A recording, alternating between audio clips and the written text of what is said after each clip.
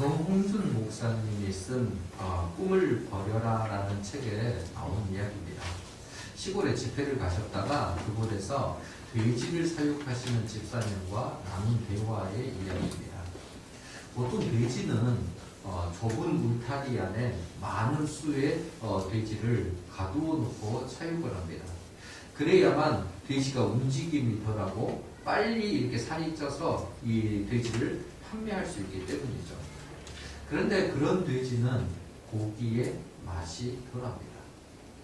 그래서 이 집사님이 생각한 것이 발상의 전환이라고 생각한 거죠. 그래서 울타리를 넓게 쳐버린 겁니다.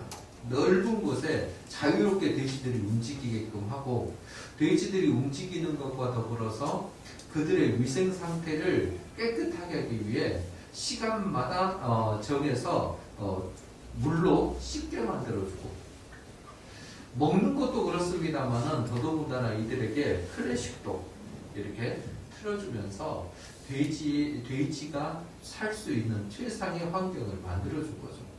지금으로 보면은 뭐랄까요, 돼지의 고기를 질을 좋게 하기 위해서 최고급 호텔에다가 이렇게 돼지들을 사육한다고 볼 수 있죠. 돼지들이 그렇게 사육이 됐습니다. 질 좋은 고기를 우리는 먹을 수 있으니까 얼마나 좋습니까? 그래서 생각을 해보니 그렇다라는 거예요. 그 목사님이 거기에서 이제 생각이, 돼지를 이렇게 사육을 하는데 무엇을 위해 사육을 하고 있을까? 돼지 입장에서 보면 최고급 호텔 같은 곳에서 이렇게 되어지는데 결국의 끝은 뭔가? 결국은 사람에게 고기로 전달되는 것 외에 더 다른 게 뭐가 있는가? 좁은 울타리에 살든 넓은 울타리에 살든, 최고급 시설에 갖춰진 곳에 살든 그렇지 않은 곳에 살든 돼지의 끝은 똑같다라는 거죠. 이 예화를 제가 이분의 이야기를 잠깐 들으면서 이런 생각이 들었습니다. 우리 인간도, 우리도 똑같은 이 땅에서의 삶을 향해서 살아가는데, 어느 누구는 고급차를 몰고 호화스러운 집에 살며, 어쩌면 더 큰 권력을 가져서 많은 사람들이 굽신거리는 그런 인생을 사는 거, 모두가 바라는 바고, 저는 우리 성도들이 이렇게 살기를 바랍니다. 그러나 그것이 그것으로 끝을 맺는다면, 그것으로의 삶이 마지막이라면, 그렇게 사는 자와 그렇지 않는 자의 차이가 마지막에 가서는 별 차이가 없을 거라는 겁니다. 우리가 생각해야 될 것은 이 땅에서의 그냥 삶으로 끝내버릴 것이 아니라, 이 땅 이후에, 우리가 사는 이 육신의 삶 이후의 모습은 어떠할 것인지를 항상 생각해보고 살아야 된다는 거죠. 우리가 이 땅에서 호화로움과 편리함과 안락함만을 누리고 살기를 원한다면, 그리고 그것으로 인생이 끝난다면, 비교가 좀 이렇게 어울리지 않을 수도 있습니다만은, 최고급 호텔에서 누리는 돼지와 그곳에서 사육당하는 돼지와 우리가 그렇게 큰 차이를 보이지 않을 수도 있다는 겁니다. 우리는 지금 무엇을 향해 가고 있고 어디를 향해 가는 사람들입니까? 요한복음 6장, 우리가 읽었던 6장에는 성경이 다 기록하고, 복음서가 다 기록하고 있는 유명한 사건이 기록되어 있는데, 오병이어 사건입니다. 한 소년이 보리떡 5개와 물고기 2마리를 자기의 도시락을 드림으로 해서 장정만 5,000명이 먹고도 12바구니가 남았습니다. 숫자를 이렇게 어린아이와 또 여자들 이런 노인들이 빠졌기 때문에 숫자를 최소 잡아도 10,000명이, 많게 잡으면 20,000명 정도가 먹은 놀라운 사건이죠. 기적입니다. 떡의 문제에 대한 이야기를 해주다 보니 떡이 그들에게 주어진 거예요. 광야에서 얻을 수 없는 곳에서 떡을 먹게 되니 이 사람들의 눈이 돌아갑니다. 눈이 휘둥그레지고, 정말 이곳에서 우리가 떡을 먹을 수 있어, 육신의 생계를 유지할 수 있다는 것은 삽시간에 이제 소문으로 퍼져버린 거죠. 많은 사람들이 이곳에 집중하고 더더욱 예수님에 대한 관심도는 높아지기 시작을 했습니다. 사람들은 이 오병이어 기적을 통해서 예수님을 왕으로 삼고자 하는 사람들까지 등장하게 되었던 거죠. 먹는 문제를 해결해 줬으니, 아니 이분 옆에 있으면 우리가 이 땅에서 아직 먹는 것이 해결되지 않고 있는데 이 먹는 게 해결될 거라는 기대와 소망을 갖게 되니 더 많은 사람들이 예수님 주변에 모이게 된 겁니다. 그런데 사람들이 모여서 환호를 하고 정말 예수님 왕이 되어 주십시오라고 말을 하는데 예수님은 그 자리를 피해버리십니다. 그 자리에 그들과 함께 있지 않으신 거죠. 그들의 환호에 흥분하지 않으십니다. 왜냐하면 예수님은 그들이 왜 오는지를 알고 있기 때문이죠. 요한복음 6장 26절에 예수님께서 말씀하십니다. 자막을 기록되어 있는데, 예수께서 대답하여 이르시되 내가 진실로 진실로 너희에게 이르노니 너희가 나를 찾는 것은 표적을 본 까닭이 아니요 떡을 먹고 배부른 까닭이로다. 그러니까 예수님께 나오는 이들이 왜 나온지에 대한 예수님의 설명입니다. 니들이 내게 있어진 이 기적을 통해서 뭔가 깨달음이 있어서 온 것이 아니고 단순히 떡을 먹고 배부른 까닭이다. 내 배가 불렀기 때문에 이 육신의 배가 부른 것으로만 만족하기 위해 너희가 내게 나온 것이다라는 거죠. 단순히 그 배고픔의 해결로만 예수님께 나오는 것은 오병이어의 핵심을, 이 기적을 일으킨, 표적을 일으킨 예수님의 뜻을 온전히 모르기 때문이라고 말씀하십니다. 핵심을 놓치는 거죠. 이스라엘 백성들, 그들의 선조가 40년 동안 광야를 헤맸습니다. 광야를 헤매는 동안 그런데 그들은 그냥 헤맨 게 아니라 기적 가운데서 헤맸던 거죠. 하늘에서 내려온 만나와 메추라기가 그들을 40년 동안 먹였습니다. 한 번이 아니에요. 매일 그들에게 하늘에서 먹을 양식이 쏟아져 내려왔습니다. 아니, 그들은 그 양식의 기적뿐만 아니라 애굽에서부터 10가지 재앙을 통해 바로를 무찌르시는, 또 애굽 홍해길에서 그들을 또 수장시키시는 여러 일들, 반석에서 물을 내주시고 광야의 길을 가는데 구름 기둥과 불 기둥으로 그들의 삶을 이끌어 주셨다는 것.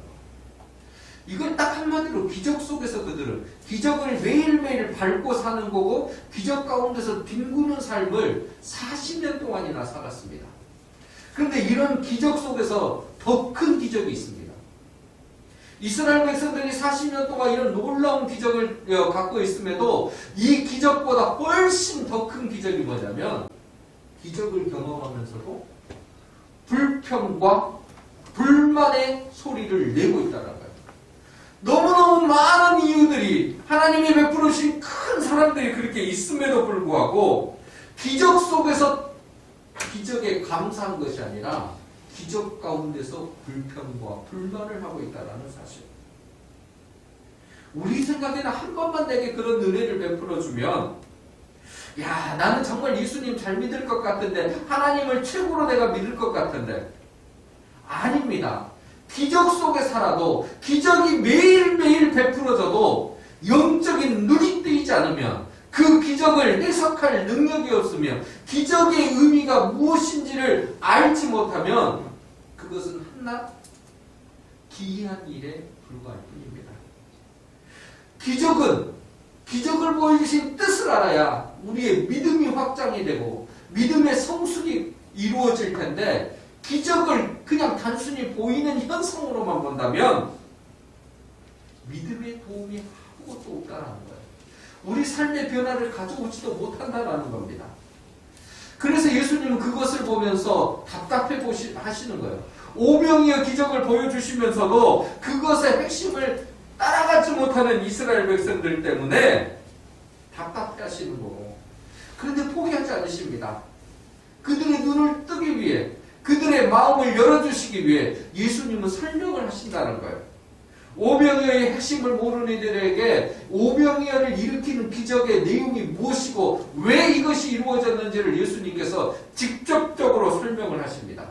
잠시 배부를 떡을 위해서 너희에게 이 기적을 베풀어 준 것이 아니라 영원한 것을 위해 내가 이 떡을 만들었다라고 말씀하시는 거죠. 그 영원한 떡에 대해서 말씀하시는 본문이 47절부터 51절에 있는 핵심의 내용입니다. 진실로 진실로 너희에게 이르노니 믿는 자는 영생을 가졌나니 내가 곧 생명의 떡이니라. 너희 조상들은 광야에서 만나를 먹었어도 죽었거니와 이는 하늘에서 내려오는 떡이니 사람으로 하여금 먹고 죽지 아니하게 하는 것이니라. 나는 하늘에서 내려온 살아있는 떡이니 사람이 이 떡을 먹으면 영생하리라. 내가 줄 떡은 곧 세상의 생명을 위한 내 살이니라 하시니라. 아멘. 예수님께서 말씀하시잖아요. 내가 생명의 떡이다. 내가 생명의 떡이고 너희들이 말하는 단순한 육체의 그 배고픔을 위한 그 떡이 아니라는 거예요. 그래서 조금 더 다시 설명을 하십니다. 나는 하늘에서 내려온 살아있는 떡이다. 하늘에서 내려온 살아있는 떡이다 그래요. 단순한 그냥 생명의 떡이 아니라 생명의 떡에서 살아있는 떡으로 내가 너희들에게 직접 눈으로 보여지게 되었다라고 말씀하십니다. 이 떡이라는 거 우리나라 말로는 뭘까요? 밥이에요. 예수님은 생명의 밥이다 라고 말씀하고 계시는 거죠. 밥이 어떻게 만들어집니까? 밥이 그냥 단순하게 오는 거 아니잖아요. 밥이 만들어지는 데는 수많은 수고들이 있습니다. 햇빛과 바람과 비에 의해서 이것들이 영향을 받아서 크기 자라기 시작하면 농부는 잡초를 걷어내고 그것들이 잘 자랄 수 있도록 거름을 주고 수많은 수고들을 합니다. 추수 때가 되면 추수를 한 다음에 탈곡을 하고 탈곡한 다음에는 다시 정제를 해가지고 쌀이라는 것을 만들어냅니다. 쌀이 만들어지면 그게 밥이 되는 게 아니잖아요. 또 쌀이 유통 과정을 거쳐서 집으로 오면 집에서는 정성을 들여서 쌀을 씻고 밥을 얹힙니다. 정성을 다하지 않으면 설익은 밥이 될 수도 있고 타진 밥이 될 수도 있습니다. 그렇게 해서 정성이 들여진 밥이 우리에게 오는 거죠. 그런데 이 정성을 들여진 이 밥이 또 우리에게는 입안에 들어가면 그대로 그냥 삼켜지는 거 아니잖아요. 씹어져야 됩니다. 여러 수고를 거쳐서 우리 위에 들어옵니다. 근데 놀라운 거는 이런 많은 수고가 있는 밥이 우리 뱃속에 들어오고 나서는 그 다음은 뭐가 되죠? 남는 게 없습니다. 없어져 버려요. 하나도 남는 게 없어요. 남는 거는 그것인데 그거는 배설물이잖아요. 그것도 없어져요. 흔적도 남지 않는다는 거죠. 그런데 중요한 거는 이 흔적도 남지 않는 밥이 되어야만 우리에게 뭘 줄 수 있는 겁니까? 영양분을 줄 수 있고 에너지를 줄 수 있습니다. 만약에 이게 남아있다면 그대로 존재한다면 우리하고는 아무 상관없는 것이 되고 마는 거죠. 영적으로도 마찬가지입니다. 생명의 떡이신 예수님께서 이 땅에 오셔서 그냥 내가 생명의 떡이야라고 계신 게 아닙니다. 엄청난 수고를 하신 거죠. 고통을 당하신 거예요. 십자가의 길을 가시면서 고난과 고초를 다 당하신 겁니다. 아픔을 경험하시고 십자가에서 적당히 나 죽었다고 할 게 그것이 아니라 실제로 죽으셨습니다. 그리고 그분이 부활하신 거예요. 그런데 예수님이 우리의 육체적으로 우리 가운데 계셨으면 생명의 떡이 되실 수 없는 거예요. 육체로 계시기 때문에 흔적을 사라지게 만드셔야 되는 거예요. 예수님의 육체를 가지고 우리가 구원을 얻을 수 있는 게 아니거든요. 십자가에서 죽어 없어지셔야 되는 거예요. 없어져야만 우리는 영생의 은혜를 입을 수 있습니다. 그런데 하나님께서 그분을 다시금 3일 만에 부활시켜 주신 거예요. 부활하게 하심으로 육체는 사라졌는데 영으로는 살리셔가지고 그 예수 그리스도를 믿게끔 해서 우리가 구원을 얻게 된 겁니다. 이게 생명의 떡이에요. 살아있는 생명의 떡이 그렇게 우리에게 오신 겁니다. 수고를 하시면서도 이 땅에서는 예수님은 육체를 사그라들게 만드셨지만 사그라진 육체를 통해서 영생의 복을 우리에게 주신 겁니다. 이것을 우리에게 알려주시는 거예요. 그래서 내가 너희에게 영생의 떡이라고, 생명의 떡이라고 말씀하시는 거예요. 그런데 이런 말씀을 해주셔도 영적으로 열려지지 않으니까, 마음이 닫혀져 있어 버리니까, 귀가 닫혀져 있으니까 말씀이 이해되지 않고 들려지지 않는 겁니다. 오히려 그들이 말하는 것은 그거 말고 어제 보여주신 육체의 떡을 주십시오. 어제 보여주신 그 오병이의 기적을 오늘도 베풀어 주십시오라고 말하고 있다는 거죠. 어제 떡이면 우리는 만족합니다라고 이야기를 하는 거죠. 오늘 말씀을 듣고 있는 우리의 상황은 어떠합니까? 우리는 영적인 눈이 열렸습니까? 말씀을 듣고 또한 이해하고 깨닫는 데에 이게 하나님이 내게 베풀어 주시는 은혜구나라는 믿음의 눈이 열려 있습니까? 아니면 유대인과 똑같은 모습으로 살고 있는 것은 아닙니까?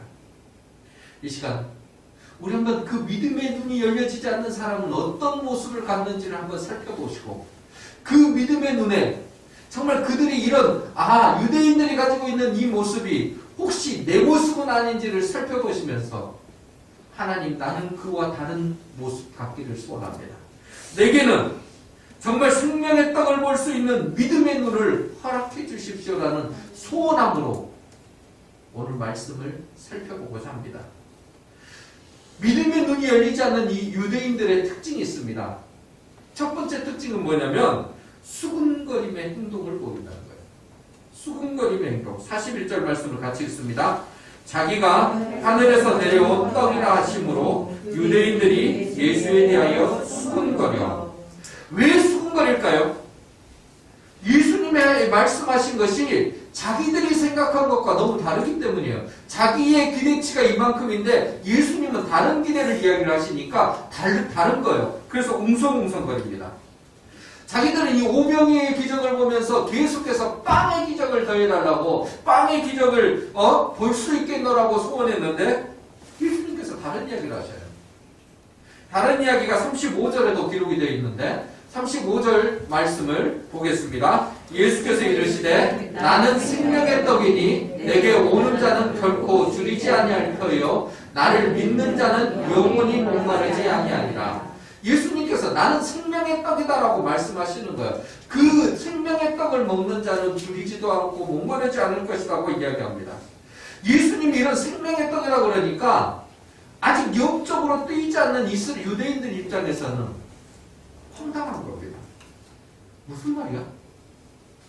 웅성거리기 시작한 거죠. 아니 저게 말도 안 되는 이야기야? 여기서 수군거린다라는 그 의미는 뭐냐면 원어적으로 봤을 때 이 말은 원망이나 불평한다라는 이야기입니다. 우리의 뜻과 다르니까 사람들이 이게 무슨 말이야 이런 정도가 아니라 이게 말도 안 되는 소리를 하는 거 아니야? 불평하기 시작하는 거예요. 불만하기 시작하는 겁니다. 만나와 메추라기로 광야에서 만족을 느끼지 못한 그들 조상들과 같이 이들도 똑같이 그 이야기를 한다는 거예요. 무슨 말이겠습니까? 내 수준으로 유대인들은 자기들의 수준으로 예수님을 바라보고 있다는 거예요. 그러니 뭐가요? 예수님의 말씀이 이해가 되지 않습니다. 예수님의 시각에서 뭔가를 생각하고 바라보아야 되는데 그 행동들이 없다라는 거예요. 단지 육체적으로 내 육신에 유익이 되느냐 그렇지 않느냐에로만 모든 것을 판단해 버립니다. 그러니까 이 사람들이 웅성웅성거리면서 수군거리면서 하는 말이 있어요. 42절을 보시면 이르되 이는 요셉의 아들 예수가 아니냐 그 부모를 우리가 아는데 자기가 지금 어찌하여 하늘에서 내려왔다 하느냐. 이들이 수군거리는 내용을 딱 한마디로 하면은 야 우리가 예수를 아는데 내가 그 부모도 알고 그가 성장하는 것도 아는데 어떤 사람은 그럴 거 아니에요. 요셉은 내 친구야. 친구 아들인데 말도 안 되는 소리를 지금 제가 하고 있네. 그런 이야기 아니겠어요? 그러니까 우리가 너를 너무너무 잘 아는데 너 또 지금 말도 안 되는 소리를 하고 있다 그 이야기예요. 예, 그럴 수 있습니다. 그럼 한 가지 제가 그 사람들에게도 질문하고 이게 이해가 안 된다면 여러분에게도 또 질문을 합니다. 그렇게 잘 알면 왜 따라왔습니까?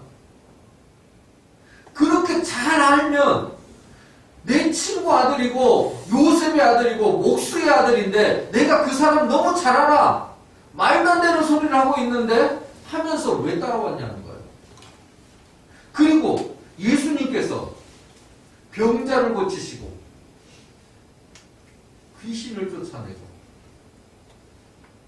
오병이의 기적을 일으키시고 더더군다나 그들에게 말씀을 전하셨는데 그들이 느끼는 거 행동했고 표현했던 게 뭐예요? 그가 하시는 말씀은 보통 사람들이 전하는 것과 다르고 본이 있는 말씀이다라고 그들 스스로가 말을 했잖아요. 그럼 지금까지 그것을 따랐던 것은 무슨 의미가 있냐는 거예요. 무엇 때문에 그것은 그렇게 이야기를 했고 지금 말도 안 된다는 소리를 하는 것은 또 무슨 의미냐는 거예요. 한 번만 더 생각을 하면 정말 합리적인 생각을 한다면 정말 예수님이 하시는 것은 이 땅에 있는 것과 다르다는 것을 분명히 알 수 있을 텐데 단지 보이는 것에 집착해버리니까 예수님이 지금 무엇을 하시는지를 깨닫지 못하는 겁니다. 예수님이 지금 뭔가 행하시고 뭐 이적도 행하시고 그들에게 권위 있는 말씀을 전하시면 우리는 한 번쯤 이런 생각해봐야 되는 거 아니에요? 이 능력이 어디서 오는 것인가? 이 능력이 도대체 어디에서 오는 것인데 이런 놀라운 말들을, 놀라운 기적들을 행하실 수 있는 것인가? 거기를 물어봐야 되는 것 아니겠습니까? 그런데 이게 닫혀버리니까 자기 생각으로 딱 모든 게 채워져 버리니까 거기까지 자기들의 수준에서 예수님을 그냥 판단하고 끝내버렸다는 겁니다. 그래도 예수님은 그들이 닫힌 상태로 살기를 원하시지 않은 거예요. 열려지기를 원하십니다. 그래서 하신 말씀이 뭡니까? 수군거리지 말라 하십니다. 43절에 보시면 예수께서 대답하여 이르시되 너희는 서로 수군거리지 말라. 수군거리지 말고 내 말을 들어라. 나를 보내신 아버지께서 이끌지 아니하시면 아무도 내게 올 수 없으니 오는 그를 내가 마지막 날에 다시 살리리라. 예수님께서 야 너희들이 그렇게 불평불만하고 수군거릴 필요가 없이 내 말을 들으라는 거예요. 내가 설명해 주는 것을 들으라는 거예요. 사실 너희가 여기까지 오는 것은 너희의 뜻대로 된 것이 아니라 아버지께서 허락하셨기 때문이야. 그런데 이곳에서 온 이유가 뭐냐는 거예요. 예수님을 보기 위해서, 예수님을 만나게 하기 위해서 아버지께서 이곳에 이끌어 주셨는데 이제 그것의 의미를 정확히 깨달으라는 겁니다. 아버지께서 이곳에 너희를 이끌지 아니하시면 너희는 내게 올 수 없었어. 그러니까 그런데 너희가 이곳에 왔을 때 이곳에 와서 생명의 떡인 나를 깨닫고 알게 된다면 그것을 먹으면 마지막 날에 내가 너희를 살려줄 거야 라고 말씀하시는 거예요. 생명의 떡을 먹은 자만 영생을 얻을 수 있다는 겁니다. 우리의 생각과 우리의 지식과 우리의 경험과 우리가 가지고 있는 육체적인 그 어떤 것으로는 하나님이 보내주신 예수님에 대한 이해를 가질 수가 없습니다. 믿음을 가질 수가 없다는 거예요. 그러니까 예수님의 말씀은 너희들이 가지고 있는 그 모든 생각들을 내려놓고 보내주신, 이끌어주신 하나님의 시각으로 이것을 보라는 말씀입니다. 그래야 뭐가 열리니까요? 믿음의 눈이 열리니까. 믿음의 사고가 그때 열리니까. 그런데 우리는 자꾸 내 생각, 내 수준에서 지난주에도 말씀드렸습니다마는 우리 수준으로 일이 이루어지면 우리는 다 망하게 돼 있다니까요. 우리 수준만 가지고 세상을 산다 그러면 우리는 벌써 이 땅에서 제대로 살지 못하는 인생이 돼버립니다. 하나님이 그 수준에서 우리를 다스려 주시기 때문에 그것을 우리는 은혜라고 그러는데 그 은혜의 영역이 없었으면 우리는 벌써 망하는 사람들이 됐을 겁니다. 내 육신에 내 떡이 없으므로 수군거리는 유대인들, 그들의 모습은 영적으로 눈이 뜨지 않아서 그런 상황이 벌어진 겁니다. 여러분에게는 눈이 띄어져 있습니다. 우리는 지금 영적으로 눈이 띄어져 있어서 우리 삶 가운데 불평과 불만이 아닌 은혜의 고백이 앞서고 있습니다. 지금 내가 불평과 불만을 내 앞에 있는 육신의 떡이 없으므로 불평과 불만이 앞서고 있다면 분명히 아셔야 합니다. 내가 아직 영적인 눈이 덜 띄어있다는 사실. 내가 믿음의 길로 더 가는 데 있어서, 성숙의 길을 가는 데 있어서 아직 부족하다라는 사실을 아시고, 주님 내 눈을 열어주십시오. 내 믿음의 지경을 넓혀주십시오. 요청하셔야 합니다. 그리고 오히려 우리는 내 눈이 띄어져 있는 것에 그래도 볼 수 있음에, 깨달을 수 있음에 감사하는 성도들이 되시기를 바랍니다. 이것을 가짐으로 우리 주변에 있는 믿음의 눈이 아직 열리지 않는 이들에게 내가 이렇게 살아봤더니, 믿음의 눈이 이렇게 열렸더니 내게 생명의 떡이 이렇게 복을 주었다라는 당당한 삶을 보여줄 수 있는 우리 모든 성도들이 되시기를 바랍니다. 두 번째, 유대인들, 믿음의 눈이 열리지 않는 유대인들이 갖고 있는 행동은 강한 거부감입니다. 그러니까 이 불평불만이 가지고 있는 특징은 그것에서 멈추지 않는다는 거예요. 더 악화된 모습을 보입니다. 우리 52절 말씀을 같이 보십시다. 그러므로 유대인들이 서로 다투고 이르되 이 사람이 어찌 능히 자기 살을 우리에게 주어 먹게 하겠느냐. 그러니까 이 말씀은 유대인들이 지금 수군거린 것에서 넘어서 가지고 뭐라 그래요? 서로 다툰 거예요. 그런데 다툰 이유들이 뭐냐면 이 사람이 지금 무슨 이야기를 하는 거야? 자기 살을 우리에게 주어서 먹게 한다고? 말도 안 되는 소리를 또 하고 있네? 라는 거예요.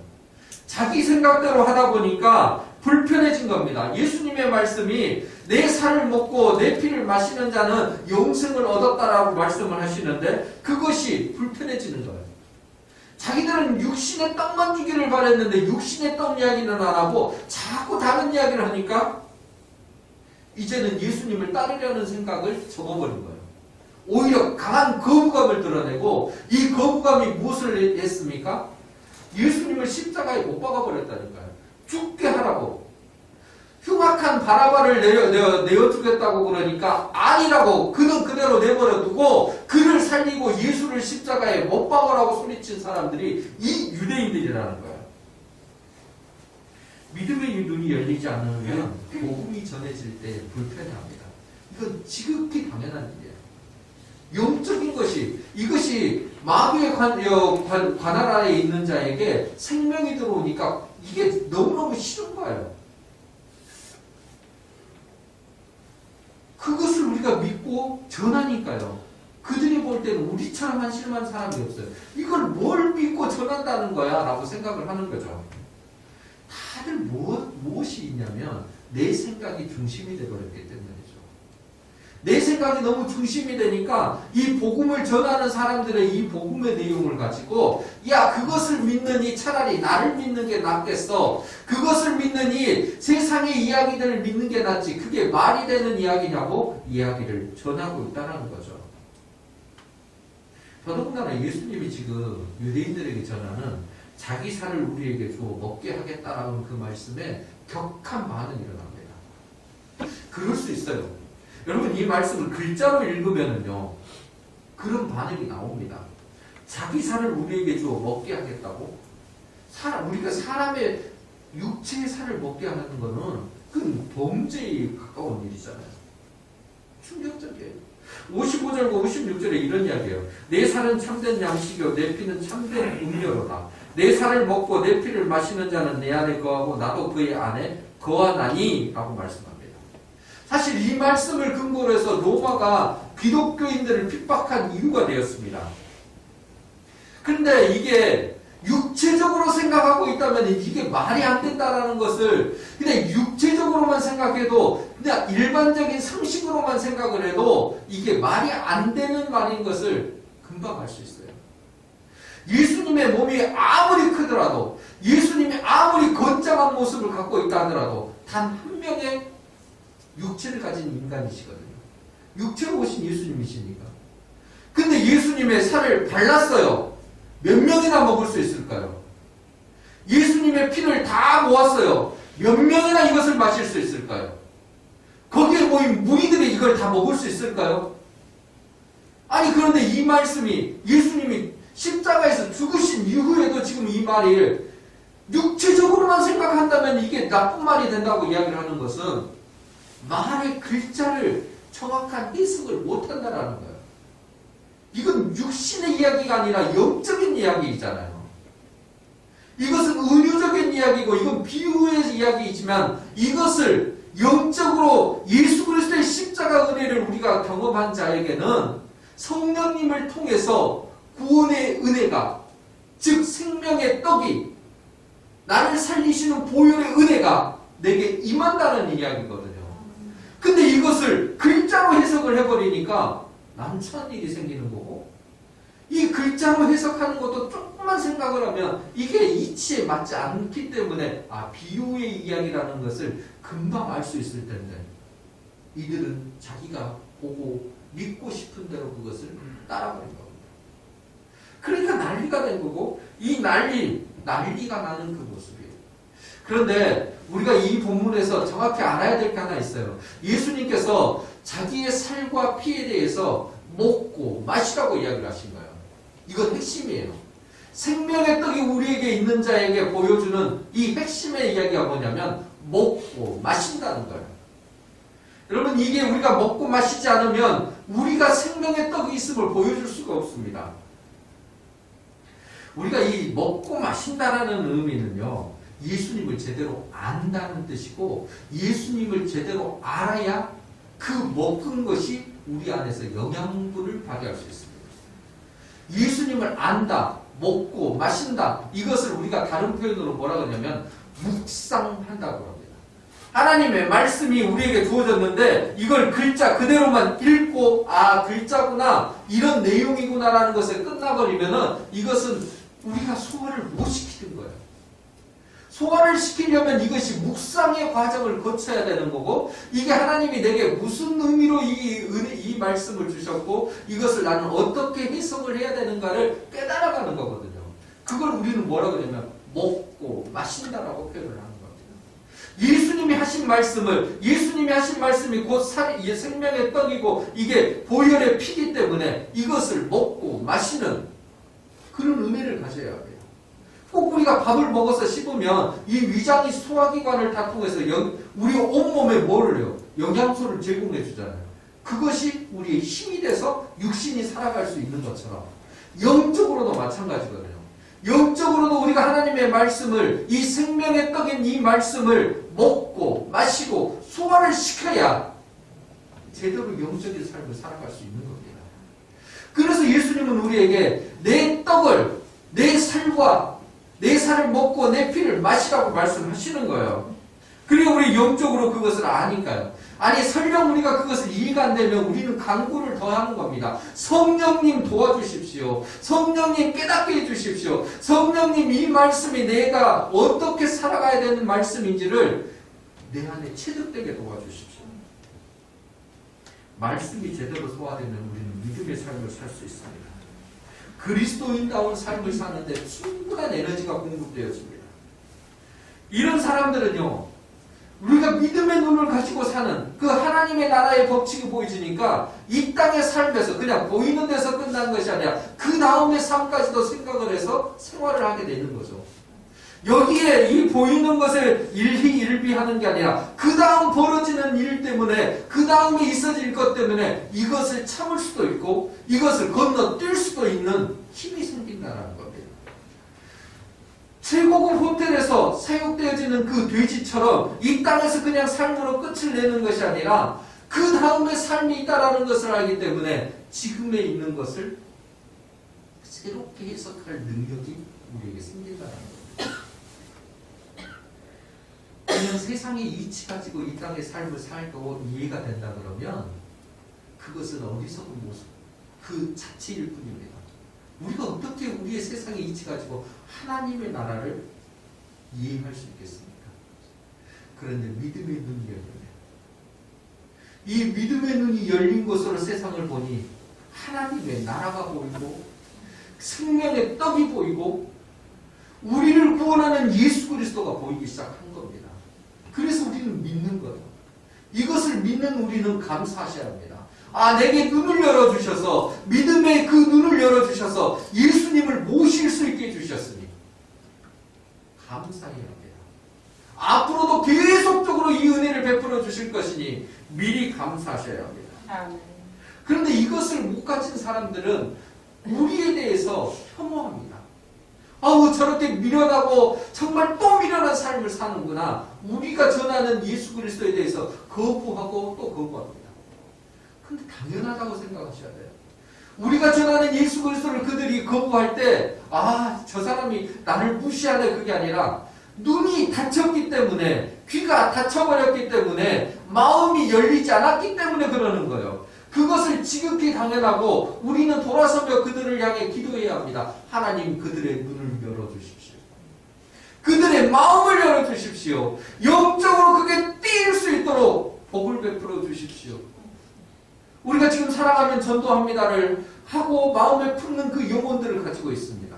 그들의 영혼들을 놓고 아우, 내가 전에도 말을 듣지를 않아, 아우, 포기해야겠어. 아니에요. 포기할 게 아니라 더더욱 그들에게 마음을 가지고 나가야 합니다. 몰라서 그러는 거고 느끼질 못해서 그러는 거고 아직 그들에게 그 은혜가 무엇인지를 알 수 없기 때문에 일어난 현상들이기 때문에, 그렇다면 우리는 계속해서 네 가지 은혜를 보여줘야 합니다. 거부감이 있는 것이 지극히 당연합니다. 이때 우리가 해야 할 게 뭘까요? 우리 또한 우리의 삶을 제대로 보여줘야 합니다.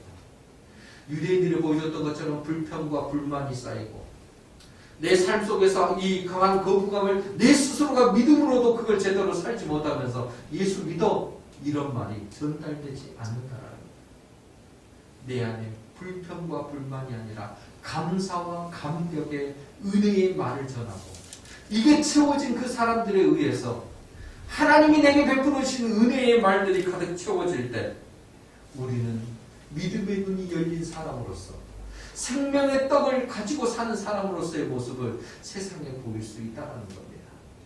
그 삶을 우리 모두가 살아갈 수 있게 되기를 바랍니다. 아멘. 이를 위해서 우리에게 예수 그리스도를 먼저 알게 하셨고, 십자가 사건과 부활의 사건이 우리에게는 믿어지는 복으로 하나님께서 미리 주셨다는 사실이에요. 우리는 그 은혜를 간직한 사람들입니다. 그러면 이제 이것을 믿지 않는 이들에게, 아니 내 믿음을 같이 살고 있는 주변 사람들에게도 나는 이런 믿음의 눈으로 오늘 하루를 살고 있노라고 당당히 보일 수 있는 우리 모두가 되기를 소원합니다. 믿음의 눈을 더 크게 뜨십시오. 생명의 떡이 훨씬 크게 보이고 그 예수 그리스도가 나를 향해 일하실 것을 우리는 넉넉히 보실 수 있을 것입니다. 수근거림과 강한 거부감을 버리고 오히려 주님이 주시는 복을 누리며 세상에 이 믿음의 삶을 보여주는 사순절 네 번째 주간이 되시기를 주님의 이름으로 간절히 부탁드립니다. 그 삶이 우리의 자리에서 보여질 때 우리는 믿음의 사람으로서, 생명의 떡을 간직한 사람으로서 내 주변을 변화시킬 뿐만 아니라 그들과 함께 하나님의 나라를 이끌어가는 귀하고 복된 사람들이 다 되실 것입니다. 그 일꾼들이 우리 모두가 되기를 주님의 이름으로 간절히 부탁드립니다.